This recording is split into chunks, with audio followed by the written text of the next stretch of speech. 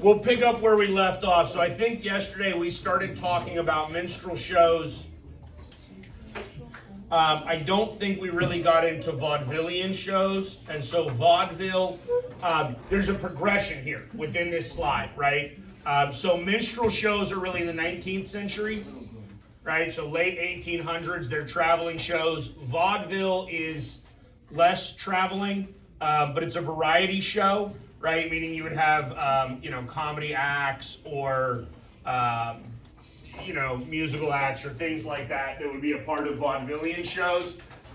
Those are pretty popular at the beginning of the 20th century, right? And then by the 1920s, vaudeville is sort of out. So it was very short-lived in that regard. And it's out in part because of the creation of movie theaters, right? Which really means sort of the creation of a video film, right? And so, I don't know how much y'all understand about like animation or video film and things like that. You understand that a video is really just a series of pictures, yes? Right? Like a very, very fast progression of pictures, right? So if you go back to like early films that were actually on like the 8mm film rolls, it didn't look like, but it was a whole bunch of what looked like still images, and as you flash them through the screen quickly, right, then you see that movement that occurs, right? So Thomas Edison, amongst the dude created a whole bunch of different things shoot, I forget it. It just fell out of my head. He has a laboratory. I forget the name of the laboratory. Menlo Park in New Jersey. Okay? We talk about Edison in U.S. history. We probably should, as being a dude who created a whole bunch of things. I do need you to understand, though. He also won't take credit for things that, like, other inventors are creating at Menlo Park, right? So basically, there's like a whole team then of inventors underneath him. And so he's overseeing some other projects. He's probably still inputting or having some level of discussion and discourse and probably is somewhat involved in the production of most of the things that go on at Menlo Park. But I want you to at least understand he's not doing it alone, right? Edison alone is not like the greatest inventor ever to be known to man because he made all of the things. He certainly did not make all of the things all by himself, all right? So understand that. But Edison does create moving pictures, basically, right? And so moving pictures becomes movie pictures, right? And then we get theaters, and theaters are going to drastically change those entertainment aspects that we've been talking about with leisure time, because now when you have a little bit of time to kill, you're going to go and see a movie, right? And our original movies are silent films, right, with a dude named Charlie Chaplin, okay? And probably should have made it up here onto the PowerPoint, and I did not name drop Charlie Chaplin up here, but the likelihood of Charlie Chaplin showing up on an exam or STAR test, probably decent. Chaplin is your first real major movie star, right? And he's a comedic actor in silent films, right? Which means that it's very physical comedy. Do we understand what that means?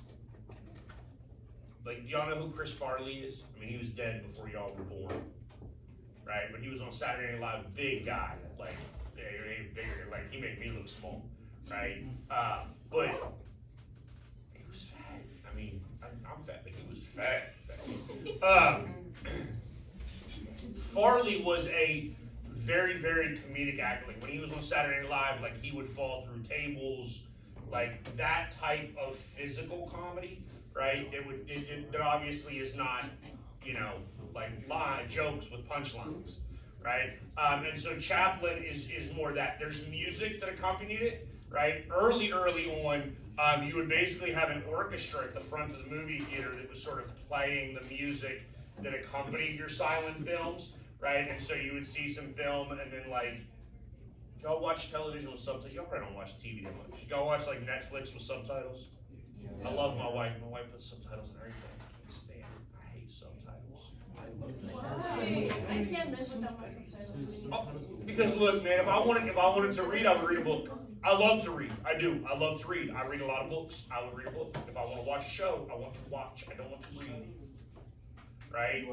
Okay? And I will say this, because some of the things that I watch are like, you need to actually pay attention to things that are going on in the background because it's very subtle. Right? I like subtlety in shows. Anyways. But essentially, like subtitles, like closed captioning, right? You would have the silent movie and it would play for a minute, and then you'd have some like a scene, and you would have a little dialogue, and so you would know what the person is saying. But what you're actually watching is them like, right? And you'd have no idea what they were actually saying because you couldn't hear anything, right? And then in the 1920s.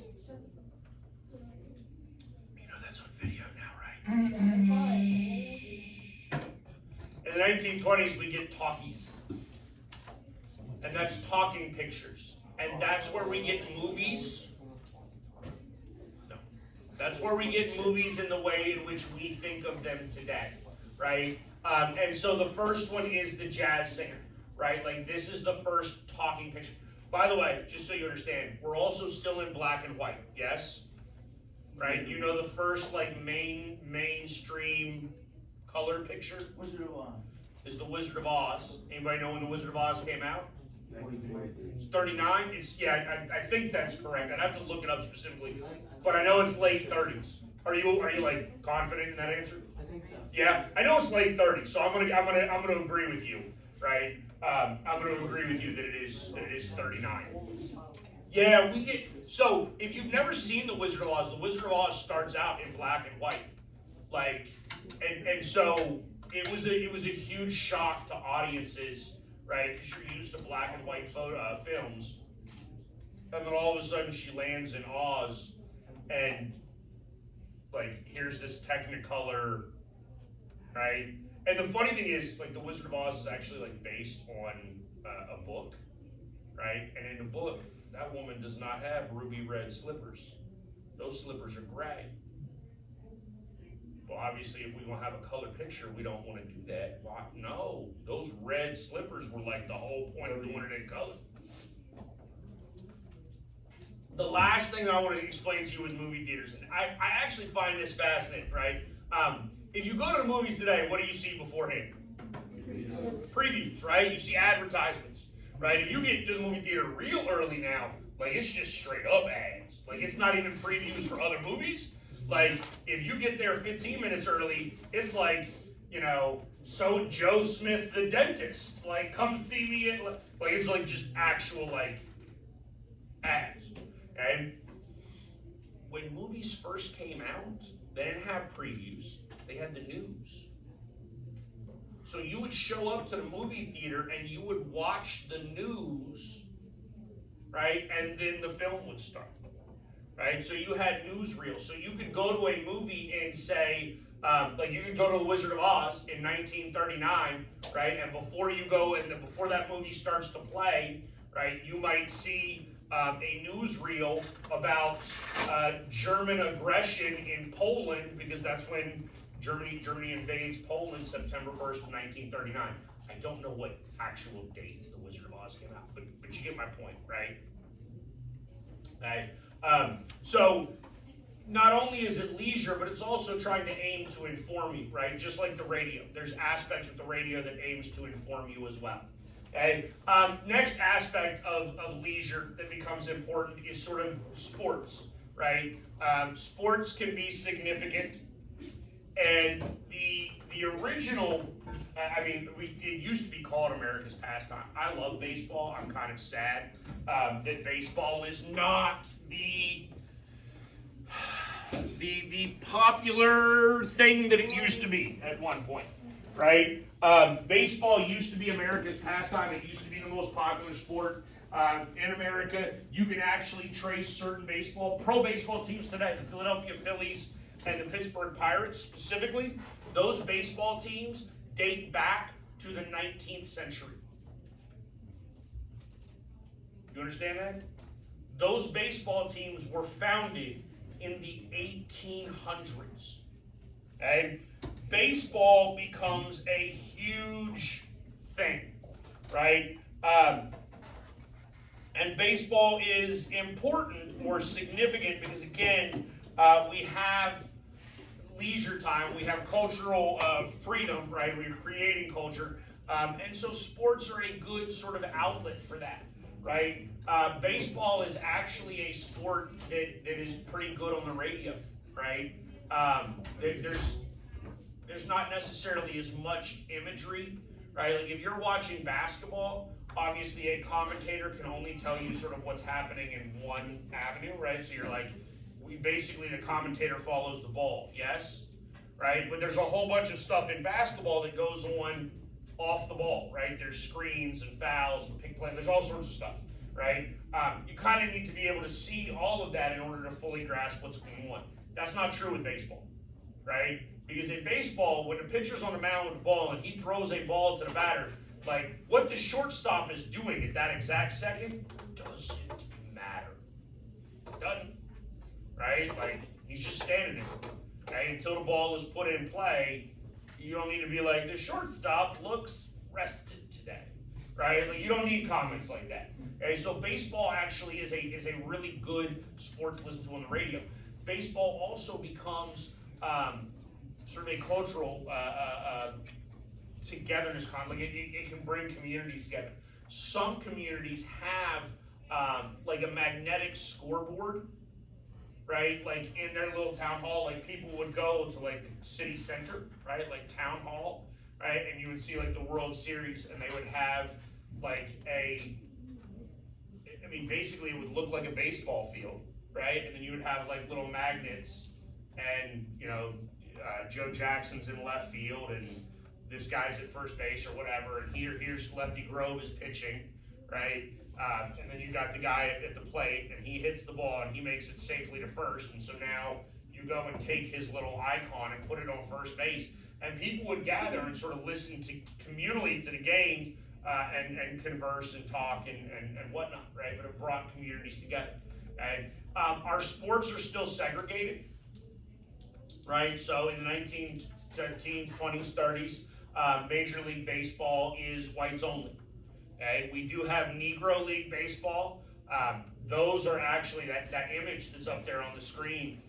Those are the logos of the Negro League teams, right? And Negro League Baseball is very popular.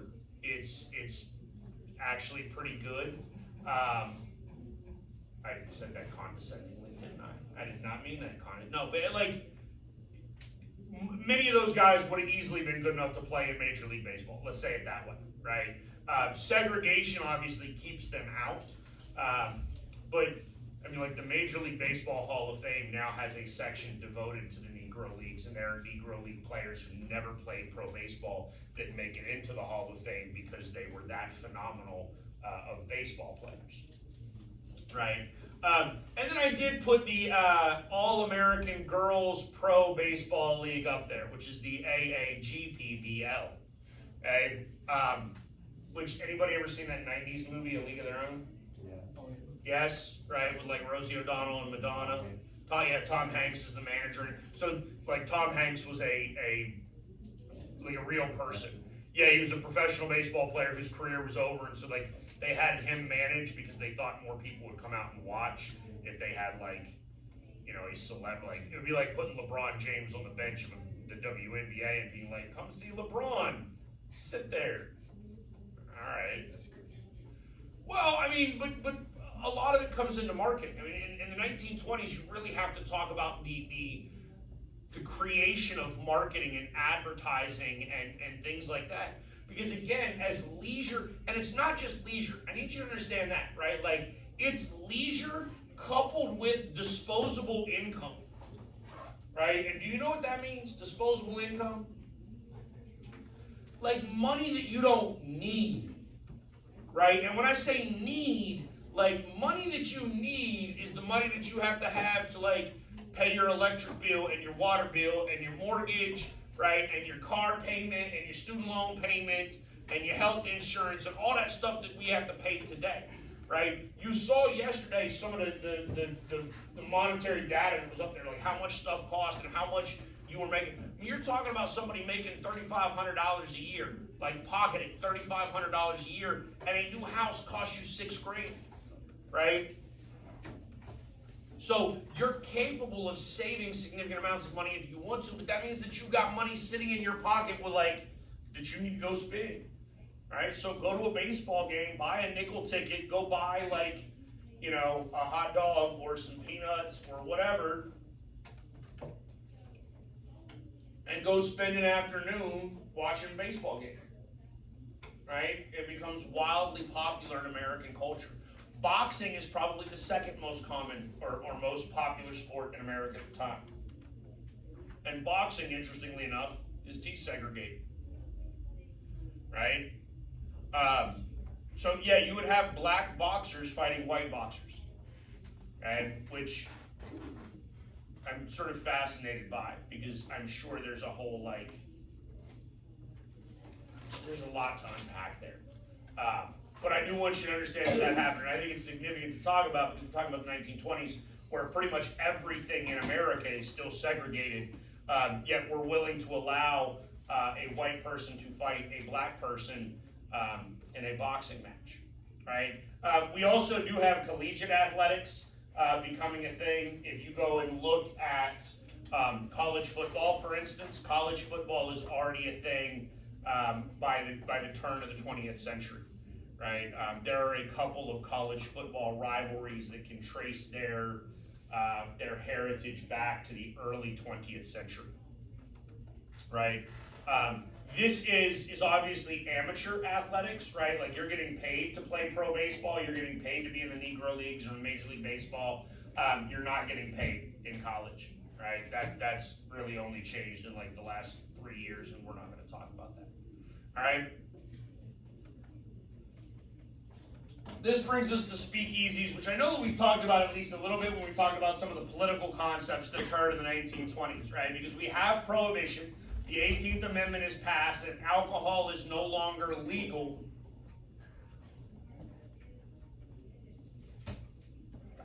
Alcohol is no longer legal, right? That doesn't mean that people stop drinking, right? Just so you understand, and hear me when I say this, right? So if you've got earbuds in, take them out. I want you to hear me when I say this, all right? Because at some point in time, you're gonna have to vote on things and actually be in charge of America. Do not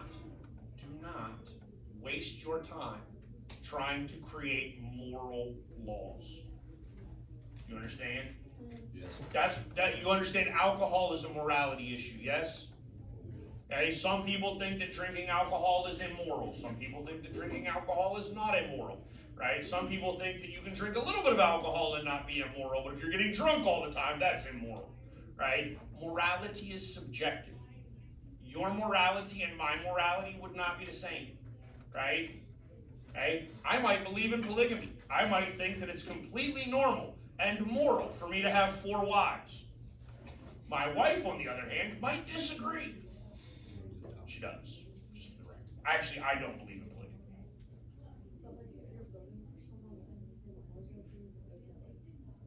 Okay, but here's why I would tell you to work. We outlawed alcohol, and we outlawed alcohol because it was immoral, and what happened? People are still going to drink, right? Why can't you smoke pot? Why is the devil's lettuce illegal? It's immoral. It's wrong. It's morally wrong. You shouldn't take drugs. It's wrong, right? Do you? I'm sure none of you do. I'm sure none of you do, right? I'm looking at you, Aaron. But no, I'm sure you don't. But I bet you've got a friend that does. Oh yeah. An acquaintance, not even a good friend, because I'm sure you wouldn't actually I'm sure you wouldn't have a best friend that was a stoner. But I'm sure somebody down the street that you hung out with when you were younger, an acquaintance, probably does. Right? People, listen to me. People are going to behave based upon their own morality regardless of what the law says. Okay? So yes, you might vote for somebody that has the same sort of moral standards that you do, right? But once you start trying to implement y'all's moral standards on other people, it just doesn't work, right? Okay? I mean, the reality is we have to get rid of prohibition because prohibition is a joke, right? It's an absolute joke. And the reality is, actually, one of the huge reasons for the 21st Amendment and the repealing of the 18th Amendment is because the United States government needs money. So they need to be able to tax the sale of alcohol. Because during Prohibition, during speakeasies, right, if alcohol is illegal, you cannot tax the sale of alcohol. Yet are sales occurring? Of course. Right? I mean, to me, this is actually one of the massive reasons as to why you ought to legalize marijuana everywhere, period. That way you can start taxing it. Right? Because right now, Aaron's neighbor down the street that Aaron knows who is a pothead, right? When he goes and buys $20 worth of marijuana, right, from some shady dealer, right? How much of that is taxed? None! The government's not getting its cut. The government wants its cut, like, desperately. I don't understand why the government won't do that, right? Probably because people think that it's immoral, right? So when we look at speakeasies, speakeasies are the bars of the 1920s. They're actually making a comeback, and I think that's kind of like, I don't know, the history teacher in me thinks it's adorable. I love it, right? Like, there was a place in San Diego that was literally a speakeasy when I was in grad school there. Like, you would walk into the establishment, you had to like walk down a hall and knock on a certain part of the wall and know the password, and then you could get in the bar, right? And that's exactly what speakeasies were, right? Because obviously they had to hide from like the police, right? So the only way for you to be able to get in was to know the correct password, right? And then you would be able to like come in. Speakeasies were open to women, which was previously not really true, right? Before Prohibition, when we had bars, women, especially like single unaccompanied women, were not allowed to come in, right? Because if a single unaccompanied woman were coming into a bar, that is a woman of loose morals, and we're not going to allow that, right? Like, that would have been the perception, okay? That woman would have ended up causing more trouble than she was worth, because boys will be boys. These are terrible, like, sayings and things to believe. I don't want you to believe these things, but this is what people believed back then. Again, I'm teaching you history, not what is real today. Yes? Lovely. Okay. Speakeasies, however, are actually welcoming of women. Women are more than welcome to come in, and they do, in large numbers, right? Women are actually very eager during the 1920s to shed the cultural double standards that exist, right? And understand, I mean, those double standards existed then. They were very bad then. They still exist today, yes?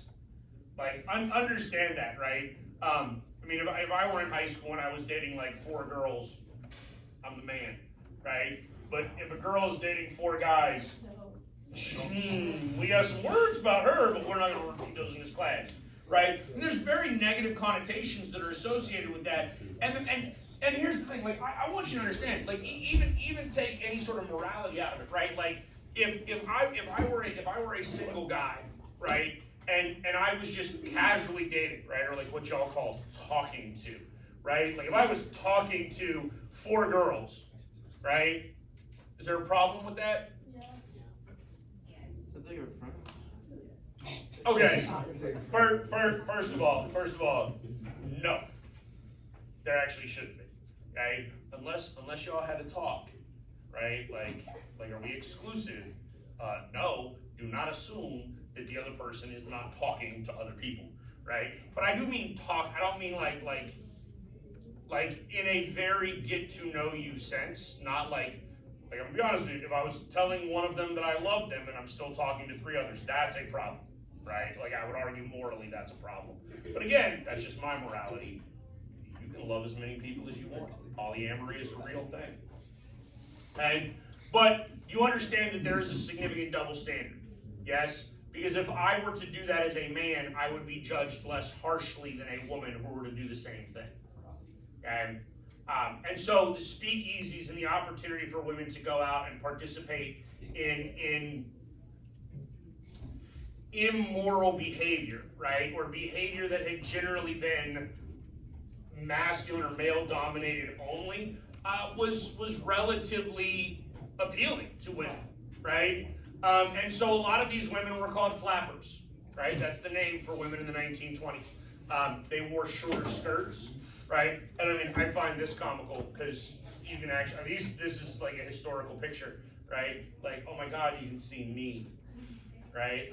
Oh, me, right? Okay, but you have to understand, women prior to this point would have worn like dresses that touched the ground. Yes? And some Wasn't there like a certain length of like bathing suit that women had to wear on beaches? So there he is. And again, and that's why it's so stupid. Like this is again where you have like moral police. I think I actually took it out of this PowerPoint. I have it in another PowerPoint of literally an image of a police officer with like the measuring tape, and he's like measuring, like, Sure it's like 6 which inches or something. first of all, one, you couldn't even do that today, right? Because if I took a measuring tape out on one of you girls, like, you should go and complain and be like, he is now making me feel wildly uncomfortable, and like, no, right? And I do find that comical because y'all know that you have like a dress code. I don't know. I don't look at the dress code very often. The dress code used to say 3-inch inseam on your shorts. That was the expectation, ladies. If your inseam was less than 3 inches, you were out of dress code. I am not measuring that. Not. I like my job. I like my marriage. Right? Like I'm not. But yes, Aaron, there were actual like laws. There were standards of dress, which is kind of comical, right? But again, because women were violating these standards, and I reiterate, like these are moral standards, right? That are very, very, very subjective, right? But now, because you have women that are willing to skirt these sort of moral laws, they're seen as immoral. They're judged for these behaviors, right? And so the fact that they would go out in these sort of loose, well, interestingly, somewhat loose, but also somewhat form-fitting dresses, right? Because the dress itself down at the bottom would be relatively loose because she needs to be able to like move and dance, right? It's actually wildly funny. If you go back and look at like English society, you know, in the 15th, 16th, 17th centuries, right? Do you know how long it took a woman to get dressed? Like, long time. Yeah, like an hour, and she needed help for all of the different things that she. Now, if she was a woman of society, like if she was high class, right? Because then she had maid, right? If she was poor, no, right? A poor woman in the 17th century could get dressed in like a minute, right? But a rich woman in the 17th century needed assistance, and it took like an hour, right? Okay, which I'm not gonna lie, if I was married back then and like, you know, that's a lot of work. It's a lot of work. Right? Okay. But so you had women now that didn't wear like corsets. They didn't wear some of those more traditionally feminine garments, right? There's a lot of freedom. Again, freedom is a word we'll keep using over and over again because the reality is these dresses create freedom of movement, right? Women have more freedom in society, but they're now dressing in a way that creates more freedom of movement.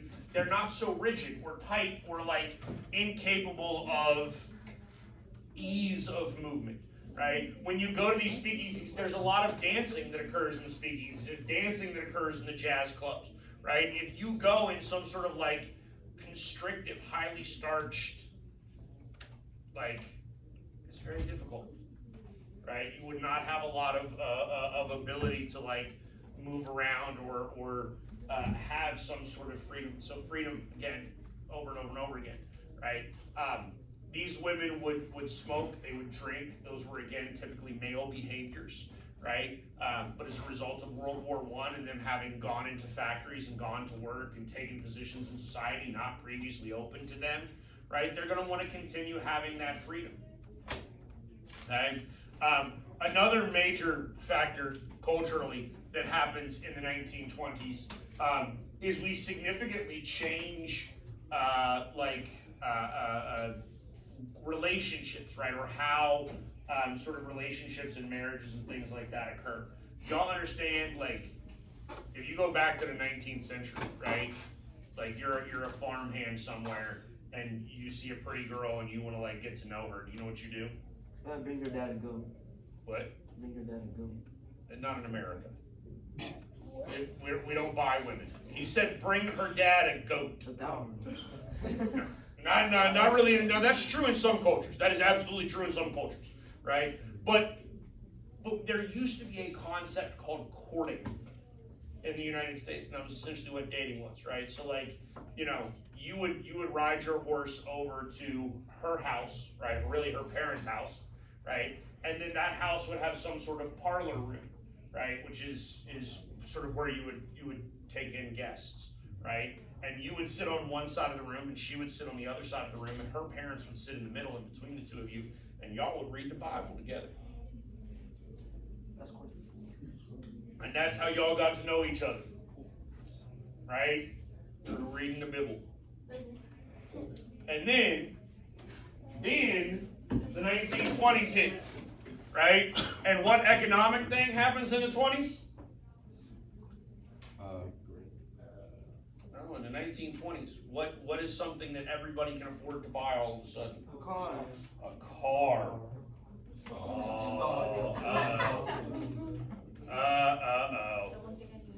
Right? Because you used to ride a horse. Now, can two people get on a horse? Yeah, but it ain't that comfortable. Right? Now, all of a sudden, you're showing up at her house in your Model T, right? And then you pick her up, and she gets in the car with you, and you drive away. And you are now unsupervised. And things may or may not have been happening in the back seat of them cars.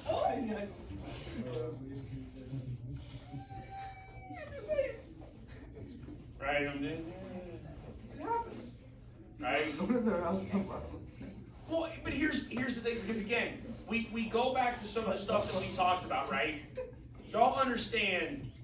I mean, look, this is a college level conversation, so like, let's minimize the snickering, right? But y'all understand that if you go back to like the 19th century in the United States and you go out to like, you know, a mining camp, right? Like you go to Tombstone, Arizona, where they were mining silver. You go to California during the gold rush in 1849, right? Where there were, good morning, Sophia. Were there women out there? No. Yes. What? There were some, right? Did they have a job? No. Did they work? Yes. Or were they wives? You criticism. They worked. Where? Yeah. Right? So here's the thing, right? The idea, listen, the idea of men engaging in like intercourse or immoral behavior, right, outside of a marriage, well, it just kind of happens, right? Like prostitution has been around forever, okay? Prostitution is probably the oldest profession in the world, right? Okay? So men were able for a long time to get away with some of those behaviors and they weren't judged nearly as much, right? Again, as women want some of that same level of freedom, women had been the keeper of sort of morality and chastity and things of that nature, right? Y'all understand? Like, women were ultimately the ones deciding when and where those types of behaviors could take place. And now, women, for the first time, really, and this really is the first time, they are adopting a more lax ideology to it, right? Like their guard is not nearly as up. Many of them are willing to engage in behaviors denied to them by society beforehand.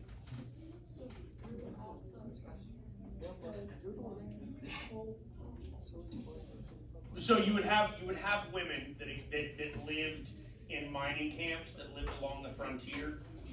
It would have been prostitutes. Prostitution existed in the United States like forever.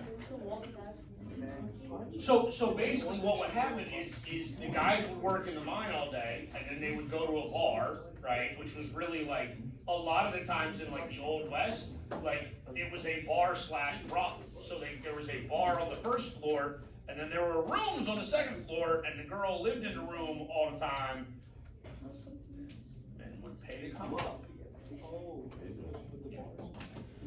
Right? As soon as Alyssa comes back. All right, so there we go. Cars, again, talking about courting versus dating again. Cars also provide freedom, right? Freedom of movement. In fact, for roughly 100 years, right? Once the automobile becomes a thing, it's really not until like the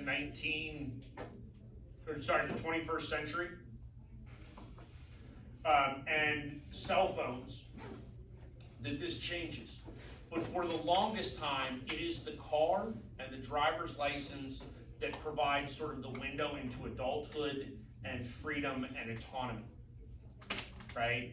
Your generation is really the first generation now in American history, okay, in which, if given a choice, if I told you that you could either have a cell phone or a car, and you can only have one, right?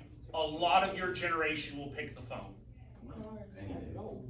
Access to information, are you crazy? But here's the thing, in your generation, if you have a car and no phone, right, how do you know where your friends are? How are you gonna find them? The reality is, it's like everything is so large now, people, again, traveling, like, the idea of going, I mean, the idea of a 14 or 15-year-old, right, traveling 20 miles away from their house just on a regular Tuesday was not a thing 30 years ago. It didn't happen, right? Because parents were unwilling to allow children that level of freedom, because how do you know what your kid's doing? How do you know where your kid is? How do you know your kid is safe, right? Nowadays, my guess is most of you, because I will do this to my children, I will. Maybe I'm a terrible parent for it, but like, I'm gonna track my kids' phones, right? So that in the event that I absolutely need to find them, right, I know where they are. And so the phone becomes that sort of opportunity for autonomy and independence, because now, since your parents can reach you easily, right, they allow you to go where you want to go. Right, we're stereotyping here, right? We're making large judgments, right? The thing about it is, if you take my generation, even my generation today, if you told me right now I had to pick between a cell phone and my truck, like, I'm taking an automobile all day long. I don't have to think about it twice, right? I would give up my cell phone right now, like, forever if I really could. Okay?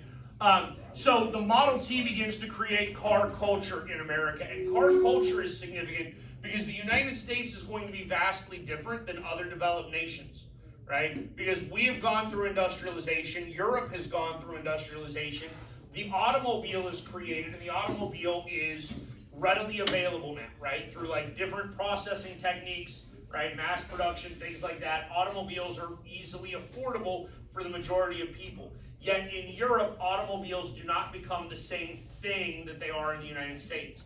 And the reason for that is in European nations, we already have a lack of land. There's a lack of open space that exists in Europe, whereas we have a significant amount of open space that exists in America, right? And so cars begin to permeate that, because as you're traveling, you're taking, you're cutting down that distance, that expanse, right? We're going to need automobiles in order to decrease those distances that are occurring. And so cars become a huge part of our culture, right? There are other people, immigrants that come to the United States, and this is probably a couple of generations ago, and it's like one of the first things that they want to do is drive a car, right?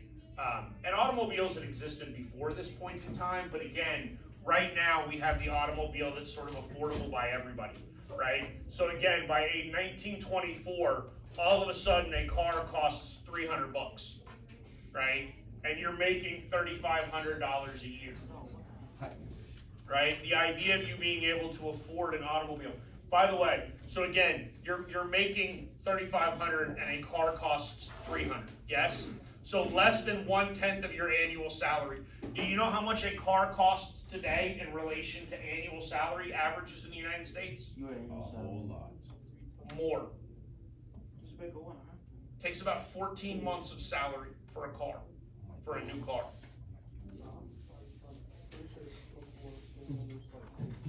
No, we're talking about averages now.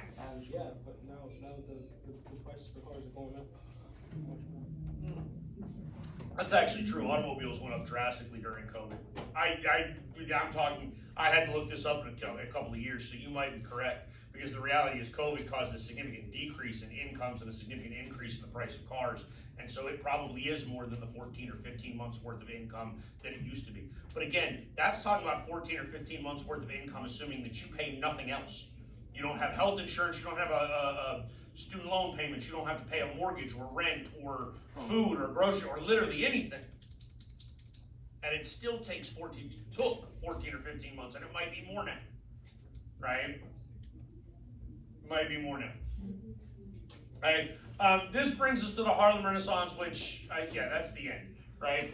So this is really the last thing that we're going to talk about in terms of culture, because I do want to make sure that you understand that there is culture outside of like 1920s white America, and we typically look at history through the lens of the majority of the population, and obviously the vast majority of our population is white at this point, right? But so Harlem becomes a vibrant cultural center for black people in the United States. And we should know, hopefully we understand, that this comes as a result in large part because of the Great Migration, right? We have black people exiting the South in mass, and it's really the second, I do want you to understand, it's probably the second of 3 great migrations, right? We had a significant migration that occurred right after the Civil War ended, and obviously freed slaves were given the opportunity to have freedom for the first time ever. Many of them moved. Many of them left the South, right? There was a significant amount of migration amongst freed slaves right after the Civil War. World War I is the second one, right? Because again, blacks don't have the same opportunities that whites had. And so as white people go off to war and factories need more employees and things like that, there's a significant migration that occurs there. And black people are specifically moving into urban areas, right? And the third one is really after World War II, and it's the same concept, right? Black people moving into urban city centers. Harlem becomes a significant cultural landmark for black Americans, right? And they follow sort of the ideals of W.E.B. Du Bois, right? So when we go back to that late 19th century racial issues that we had talked about, right? We know that we had Du Bois and we had Booker T. Washington, and then we talked about Marcus Garvey in the 1920s and his Back to Africa movement when we talked about politics, right? Booker T. Washington wants to see sort of economic equality. Du Bois wants more political equality in order to try to obtain social equality.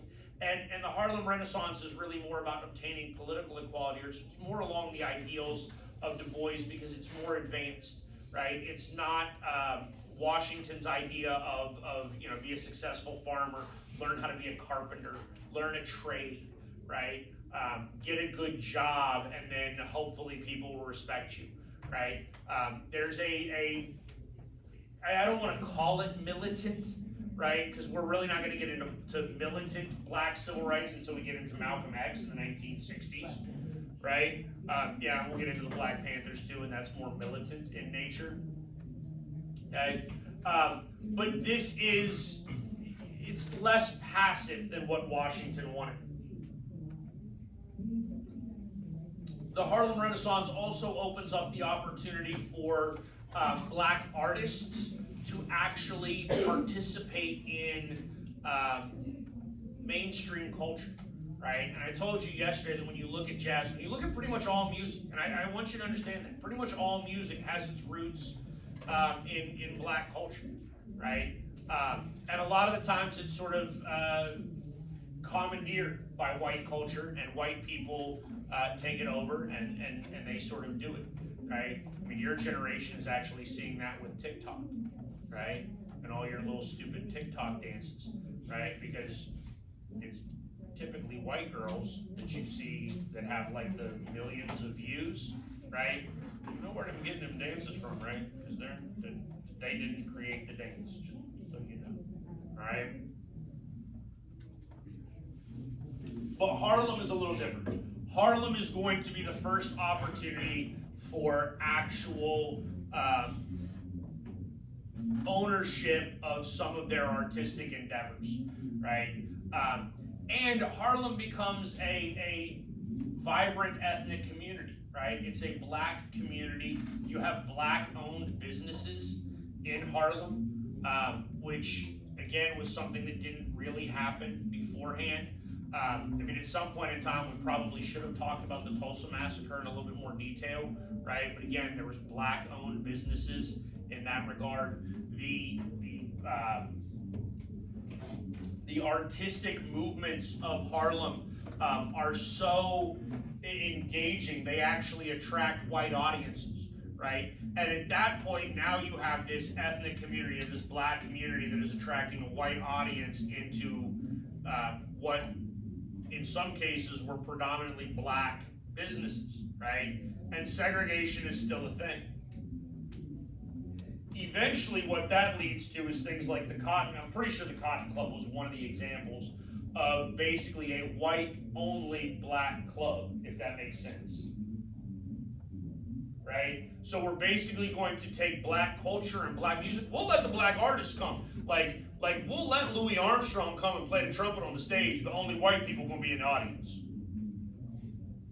Right? But you have to understand, segregation is the law of the land at this point, right? We actually have a Supreme Court case in 1896 that says separate but equal is good.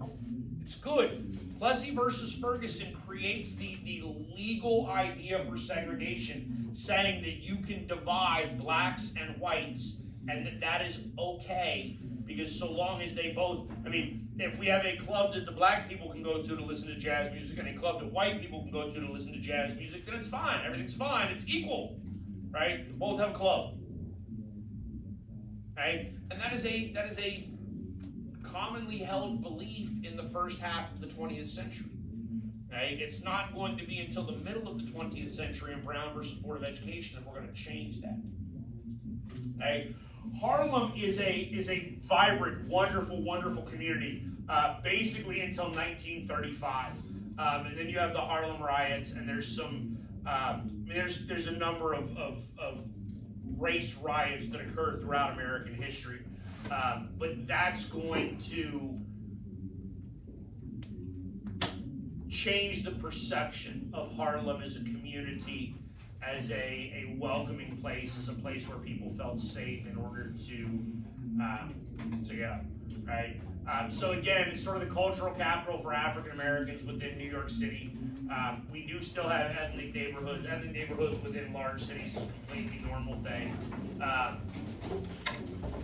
But I think we already talked, well, you watched a video over some of the major characters, some of the major artists within the Harlem Renaissance. So we will stop there. You have a quiz tonight.